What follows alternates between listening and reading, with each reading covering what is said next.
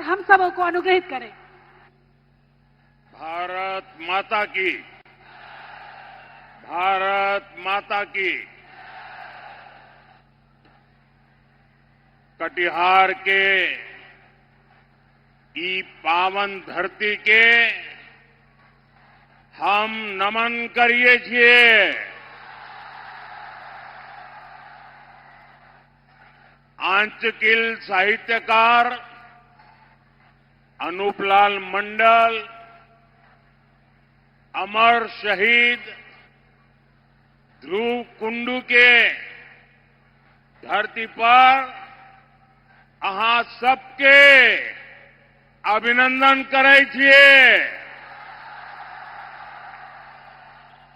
साथियों, ये कोसी मैया और गंगा मैया के संगम की पुण्य भूमि है। इस धरती पर शीतला माता और मां पूर्ण देवी का आशीर्वाद है। और आज मैं यहां इतनी विशाल संख्या में मातृशक्ति के दर्शन कर रहा हूं। माताएं बहनें आशीर्वाद देने आई है। इससे बड़ा सौभाग्य क्या होगा। ये मेरा सौभाग्य है कि आप एनडीए के हमारे सभी साथियों को आशीर्वाद देने यहां इतनी बड़ी संख्या में आए हैं। जितने लोग यहां दिखते हैं उससे ज्यादा लोग बाहर खड़े हैं और जितने लोग यहां हैं उससे ज्यादा रोड पर आ रहे हैं। इतनी बड़ी तादाद में जब आप आए हैं तो आपको मेरी एक बात याद रखनी है। आपका एक वोट, आपका एक वोट बिहार को जंगल राज से सुशासन राज में लाया है। अब आपका एक वोट बिहार को समृद्ध बनाएगा, बिहार को विकसित बनाएगा। बिहार में सुशासन की सरकार इसकी वापसी पक्का करेगा। साथियों, आपको मेरा एक और काम करना है। मेरा एक काम करोगे आप लोग? जरा माताएं बहनें बताएं, करेंगे? जरा नौजवान बताएं, करेंगे? वहां जो नौजवान है आप वहीं खड़े रहिए। अब जगह नहीं है, आप आगे बढ़ ही नहीं सकते। आप जहां हैं वहीं खड़े रहिए। मेरी आवाज आप तक पहुंचेगी। आप मुझे देख नहीं पाएंगे, इसके लिए मैं आपकी क्षमा मांगता हूं। लेकिन मेरी आपसे प्रार्थना है, आप जहां हैं वहीं रुकिए। आगे जगह ही नहीं है।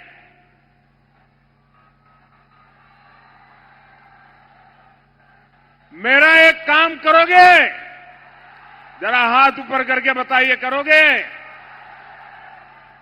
हमारे जो बिहार के भाई बहन छठ महापर्व के लिए गांव आए हैं, उनको मिलना और उनको कहना कि मोदी जी आए थे और मोदी जी ने कहा है कि अगर आपका वोट यहां है तो वोट दिए बिना जाना नहीं है। ये मेरी बात पहुंचा दोगे? ये मेरा संदेश उनको दे दोगे? देखिए, मैं देख रहा हूं माताएं बहनें ज्यादा उत्साहित हैं। आप इतना सारा काम कर रहे हैं तो आइए मेरे साथ कहिए। मैं कहूंगा फिर एक बार आप कहिएगा एनडीए सरकार। फिर एक बार, फिर एक बार, फिर एक बार बिहार में फिर से सुशासन सरकार। साथियों, बिहार की जनता राजनीति की पारखी है।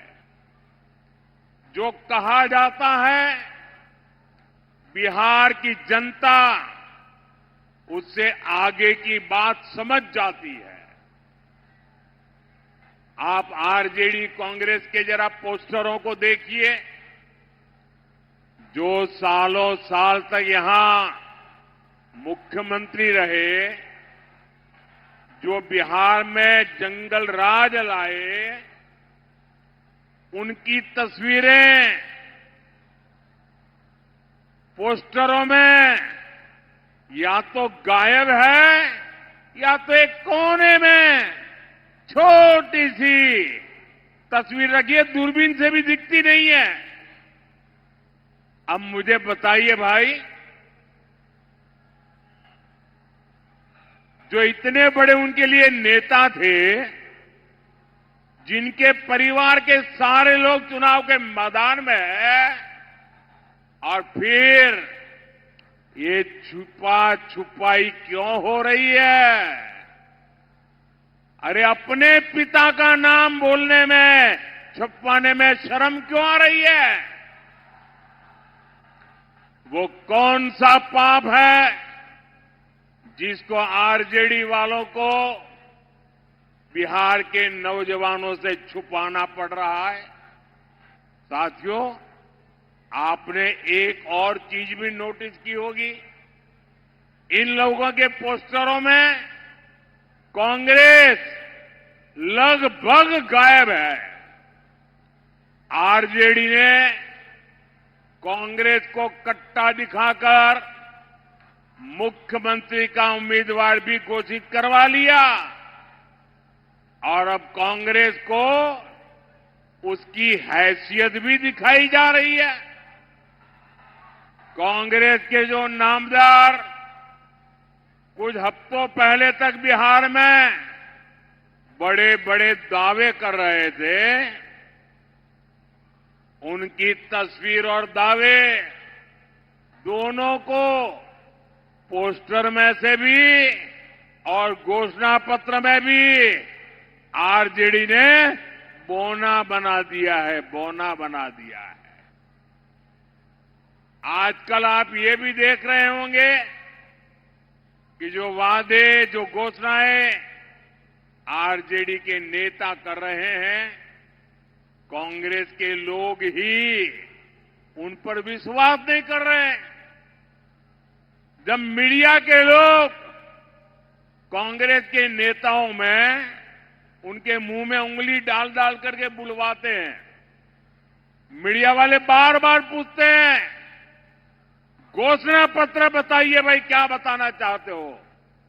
जब भी घोषणा पत्र की बात आते हैं, ये कांग्रेस वाले क्या करते हैं? वो कहते हैं भाई घोषणा पत्र के लिए जो पूछना है वो जंगल राज के युवराज से पूछो, हमें मत पूछो। साथियों, ये हाल है इनका। कांग्रेस और आरजेडी के बीच लंबे समय से एक भीषण झगड़ा चल रहा है। कांग्रेस के नामदार ने छठ महापर्व को इसलिए भी ड्रामा बताया ताकि बिहार के लोग आरजेडी पर गुस्सा उतारे और आरजेडी को पराजित करे, इसलिए ऐसी बातें बोली जा रही है। कांग्रेस के जो दूसरे दूसरे राज्यों के मुख्यमंत्री हैं, बड़े नेता हैं, उनके बयान आपने सुने होंगे। अलग अलग राज्यों में कांग्रेस के नेताओं से बिहार के लोगों के लिए जानबूझकर अपमानजनक बातें बुलवाई जा रही है। केरल के कांग्रेस नेता में उसने तो बिहार की तुलना बीड़ी से कर दी। ये भी कांग्रेस की रणनीति का हिस्सा है। जो बिहारियों को प्रताड़ित करते हैं, तमिलनाडु के डीएमके के जो नेता बिहारियों को गालियां देते हैं, उनको कांग्रेस ने बिहार चुनाव में प्रचार के लिए बुलाया ताकि आरजेडी को आपके गुस्से का सामना करना पड़े। साथियों, कांग्रेस जानती है कि इस बार भी आरजेडी हार गई तो उसकी राजनीति खत्म हो जाएगी और कांग्रेस आरजेडी के वोट बैंक पर कब्जा कर लेगी। एक दूसरों का वोट बैंक छीनने की एक खींचतान अब खुल करके सामने आ गई है। आप देखिएगा, बिहार चुनाव में हारने के बाद कैसे आरजेडी कांग्रेस में गालियों का दौर शुरू होता है। साथियों, बिहार का ये चुनाव बिहार को विकसित बनाने के लिए ये एक महत्वपूर्ण चुनाव है और विकसित बिहार का मतलब है हर परिवार की समृद्धि, आपके परिवार की समृद्धि, आपके बच्चों की भलाई। विकसित बिहार बनाने के लिए एनडीए की डबल इंजन सरकार बहुत ही जरूरी है। मैं आपको एक उदाहरण देता हूं।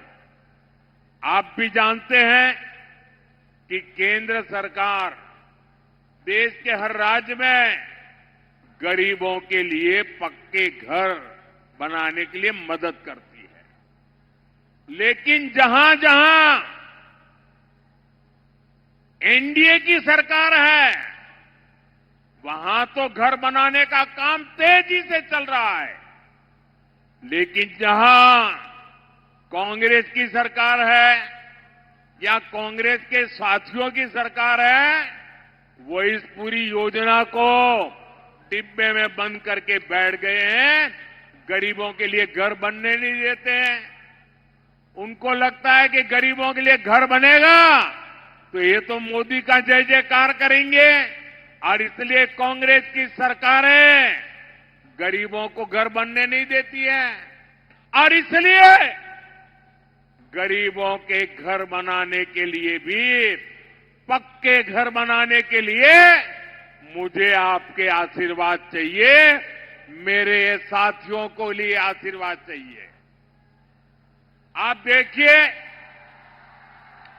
बिहार में 60 लाख पक्के घर गरीबों को मिल चुके हैं।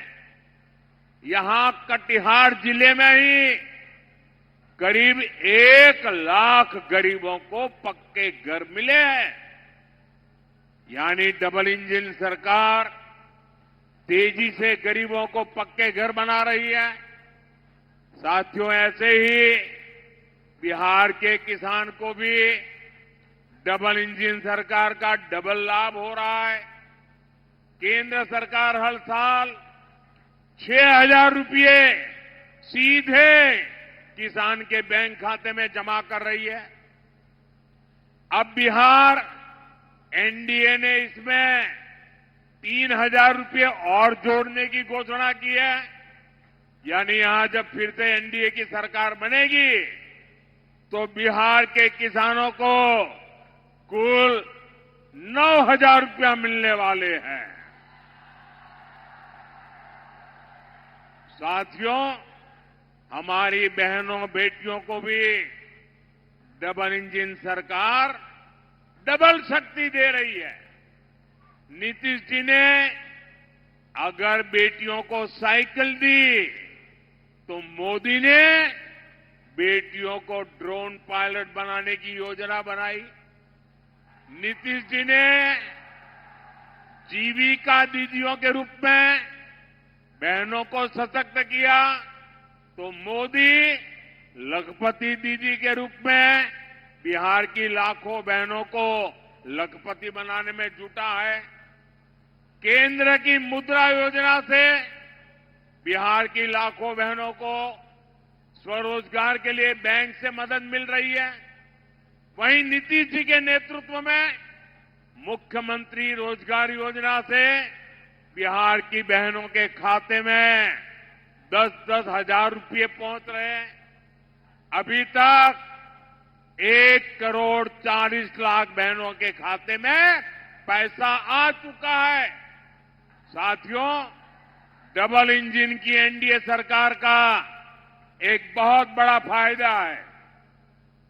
फायदा ये कि दिल्ली और पटना से निकला एक एक रुपया, एक एक पाई सीधी सीधी आपके खाते तक पहुंचती है। कोई चोर लुटेरे लूट नहीं सकते, वरना यहां एक बिहार का सबसे भ्रष्ट परिवार है और दूसरा देश का सबसे भ्रष्ट परिवार है। आपके हक का पैसा आरजेडी और कांग्रेस वाले आप तक पहुंचने ही नहीं देते। ये आपके हक का पैसा भी लूट लेते। साथियों, सीमांचल का ये इलाका हमारी सभ्यता, हमारी संस्कृति का प्रहरी रहा है, लेकिन पिछले कई वर्षों से यहां एक खतरनाक साजिश चल रही है।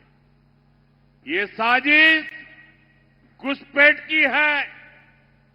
अररिया हो, किशनगंज हो, पूर्णिया हो या कटिहार, हर जगह ये कोशिश हुई कि यहां की आबादी का संतुलन बदल दिया जाए।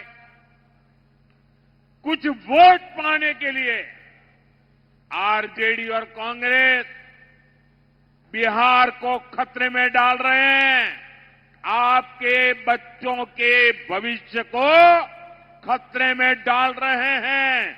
आपकी बेटियों की जिंदगी को खतरे में डाल रहे हैं। ये लोग वोट पाने के लिए देश की सुरक्षा से खिलवाड़ कर रहे हैं। आप मुझे बताइए साथियों, गरीब, दलित, महादलित, पिछड़े, अति पिछड़े, उनको जो मुफ्त राशन मिल रहा है, क्या ये मुफ्त राशन आपको मिलना चाहिए कि घुसपैठियों को मिलना चाहिए?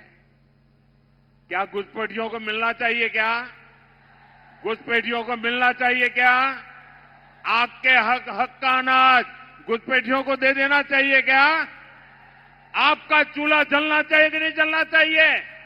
आपके बच्चों को रोटी मिलनी चाहिए कि नहीं मिलनी चाहिए? आपके बुजुर्गों को खाना मिलना चाहिए कि नहीं मिलना चाहिए? घुसपैठियों को देना चाहते हैं। मुफ्त इलाज की जो सुविधा 5 लाख रुपए तक आप लोगों को मुफ्त इलाज मिले, मुफ्त आपकी बीमारी से मुक्ति मिले, आप लोगों को मिल रहा है। अब मुझे बताइए, आपको बीमारी में जो मदद मिल रही है वो घुसपैठियों को चली जाए तो आपको मंजूर है? क्या घुसपैठियों को मिलनी चाहिए? क्या अति पिछड़ों, महादलितों के टोलों पर घुसपैठियों का कब्जा? आप मुझे बताइए, ये घुसपैठियों को कब्जा करने देंगे क्या? घुसपैठियों को कब्जा करने देंगे क्या? आपके हिस्से का काम, आपका रोजगार कोई घुसपैठिया ले ले तो आपको चलेगा क्या? आपके बच्चों का भविष्य ले ले तो चलेगा क्या? साथियों, बिहार के देश के संसाधनों पर सिर्फ और सिर्फ भारत के नागरिकों का ही हक है, बिहार के हमारे नागरिकों का ही हक है, आपका ही हक है। ये हक हम किसी को चुराने नहीं देंगे। लेकिन कांग्रेस और आरजेडी के लोगों को कट्टा और कट्टरपंथी यही पसंद है। जब भी भाजपा एनडीए घुसपैठियों को देश से बाहर करने की बात करते हैं, ये तुरंत घुसपैठियों के बचाव में खड़े हो जाते हैं। साथियों, कट्टरपंथियों के दबाव में इन्होंने 3 तलाक के खिलाफ कठोर कानून का विरोध किया था और कट्टरपंथियों का एजेंडा पूरा करने के लिए ये नए वक्फ कानून को कूड़ेदान में फेंकने की बात कर रहे हैं। आप कल्पना कर सकते हैं, संविधान के तहत देश की संसद का बनाया कानून ये कूड़ेदान में फेंकना चाहते हैं। आरजेडी कांग्रेस की सच्चाई यही है कि ये दोनों ही कट्टरपंथियों के आगे घुटने टेक चुके हैं। इसलिए बिहार को बचाने के लिए आपको आरजेडी कांग्रेस सरकार से हजारों मील दूर रखना है। साथियों, लालटेन वाले, पंजे वाले, लाल झंडे वाले इन लोगों ने बिहार को दशकों तक बेहाल रखा, क्योंकि इनके एजेंडे में कभी विकास था ही नहीं। नीतीश जी के नेतृत्व में एनडीए ने बिहार को सुशासन दिया, विकास दिया। जंगल राज में जहां निराशा थी, हताशा थी, वहीं सुशासन में नए सपने हैं, नए संकल्प है। लोगों का हम पर अटूट भरोसा है कि एनडीए सरकार ही आपकी आकांक्षा पूरी कर सकती है। इसलिए जहां रेल पहुंची है, वहां आज तेज गति की वंदे भारत ट्रेन की मांग हो रही है। जहां सड़कें पहुंची हैं, वहां एक्सप्रेसवे की मांग हो रही है। जहां छोटे अस्पताल खुले हैं, वहां सुपर स्पेशलिटी अस्पताल की मांग हो रही है। इसलिए आजकल मजबूरी में आरजेडी को भी विकास की झूठी बातें करने की नौबत आई है, वरना इनका इतिहास विकास विरोधी रहा है। बिहार की आज की पीढ़ी को जानना चाहिए। तब लोग मांग करते थे कि सड़क चाहिए, तो आरजेडी कहती थी कि सड़क बनेगी तो हादसों का खतरा होगा। उस समय लोग मांग करते थे कि बिजली आनी चाहिए, तो आरजेडी के लोग कहते थे अरे बिजली आएगी, करंट लग जाएगा, लोग मर जाएंगे। तब लोग गुहार लगाते थे कि बाढ़ से बचाइए, तो आरजेडी वाले कहते थे अरे पानी घर में आना, तो पानी घर में घुसना ये तो सुकून होता है, अच्छी बात होती है। साथियों, ये लालटेन युग का यही सच है। आरजेडी के लोग गरीब गुरबा, दलित महादलित, पिछड़े अति पिछड़े के टोलों में जाकर लोगों को विकास का डर दिखाते थे। आरजेडी की सोच का ये हाल था, तभी बिहार बेहाल था। साथियों, जंगल राज वालों की इसी सोच की वजह से हमारे कटिहार में विकास नहीं हुआ और फिर कांग्रेस आरजेडी ने इसको पिछड़ा जिला घोषित करके पल्ला झाड़ दिया। जब किसी अफसर ने कोई गुनाह किया हो या किसी अफसर के साथ उनकी बनती ना हो, पड़ती ना हो और अफसर को अगर सजा देनी होती थी ना तो उसको अफसर को कटिहार भेज देते थे।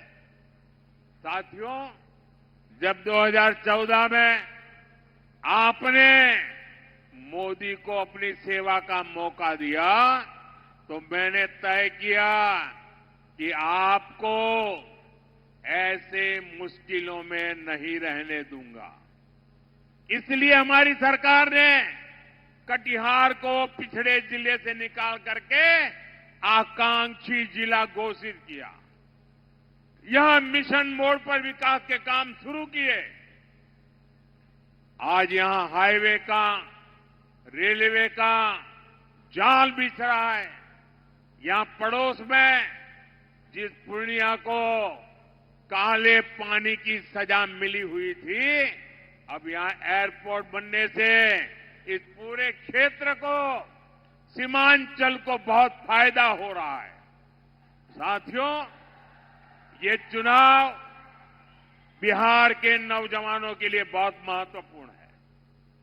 आपको याद रखना है, कट्टा, क्रूरता, कटुता, कुसंस्कार, कुशासन और करप्शन यही आरजेडी की पहचान है। आप बताइए साथियों, जिनका रिकॉर्ड रंगदारी, फिरौती और अपहरण का है, मिले और फैक्ट्रियों में ताला लगाने का है, ये लोग क्या सीमांचल में उद्योग ला सकते हैं क्या? जरा पूरी ताकत से बताइए, लोग उद्योग ला सकते हैं क्या? क्या ऐसे लोग रोजगार दे सकते हैं क्या नौजवानों को? एनडीए ने 1 करोड़ रोजगार देने की घोषणा की है। इतना ही नहीं, रोजगार कैसे देंगे इसका प्लान भी बताया है। साथियों, एनडीए का रास्ता आत्मनिर्भरता का है, मेड इन इंडिया का है। कोसी सीमांचल के अनेकों नौजवान आने वाले समय में उद्यमी बनेंगे। राष्ट्रीय मखाना बोर्ड बनाने के पीछे हमारा यही लक्ष्य है। मखाना किसानों की मदद के लिए हमारी सरकार ने सैकड़ों करोड़ रुपए का प्रावधान भी किया है। साथियों, इस क्षेत्र में बाढ़ की समस्या कम हो, हर खेत तक सिंचाई की सुविधा पहुंचे, मखाना और मछली की पैदावार बढ़े, ये एनडीए सरकार की बहुत बड़ी प्राथमिकता है। इसके लिए हमारी सरकार ने कोसी और मेची नदी को जोड़ने का प्रोजेक्ट शुरू किया है। इस परियोजना से कटिहार के साथ साथ अररिया, पूर्णिया और किशनगंज जिलों के लोगों को बहुत फायदा होगा। कटिहार की इस धरती से पूरे सीमांचल को भरोसा दिलाता हूं कि आने वाले समय में इस क्षेत्र की पहचान पलायन के बजाय खबरें जो आपको जोड़ती हैं सीधे हमसे, जिनका आपकी जिंदगी पर होता है सीधा असर, खबरों की वही तस्वीर, बिना बदले, बिना डरे।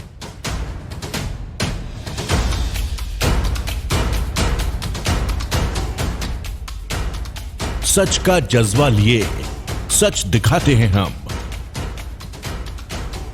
आपकी आवाज के साथ TNI आवाज।